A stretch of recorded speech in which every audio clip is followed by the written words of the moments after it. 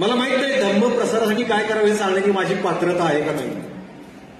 मी हिंदू धर्मातला मराठा समाजातला आहे, तरीही आज मी धम्मावर बोलतो. म्हणजे धम्माचा ग्रेटनेस काय होता.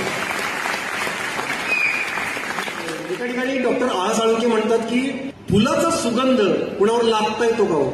जो कोणी त्या सुगंधाच्या संपर्कात येतो तो आपोआप प्रसन्न होतो, मन त्याचं प्रफुल्लित होतं. तसं धम्माचं आहे. धम्म आपोआप तुम्हाला प्रसन्न करतो.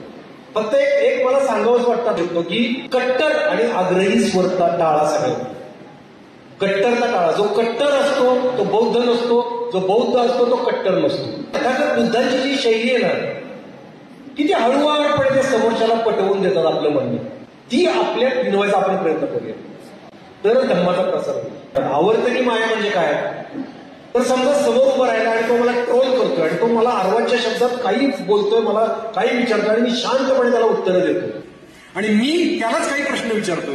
प्रश्न विचारत संयमाने हळूहळू मला जे म्हणायचं ना मी त्याच्याच तोंडून वधवून घेतो. त्याला म्हणतात आवर्तनी माया.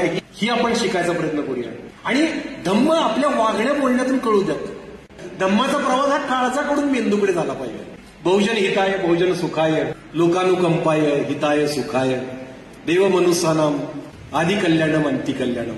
बौद्ध धम्म हा बहुजनांचं हित बघणारा आहे, सुख बघणारा आहे, त्यांच्यावर प्रेम करणारा आहे. फक्त माणसांनी स्वीकारू नये तर देवांनी स्वीकारावा एवढा चांगला आहे. ऊस जसा सुरुवातीला गोड असतो, मध्ये गोड असतो आणि शेवटी गोड असतो, तसाच धम्म सुरुवातीलाही कल्याण करतो माणसाचं, मध्येही कल्याण करतो आणि शेवटीही कल्याण करतो.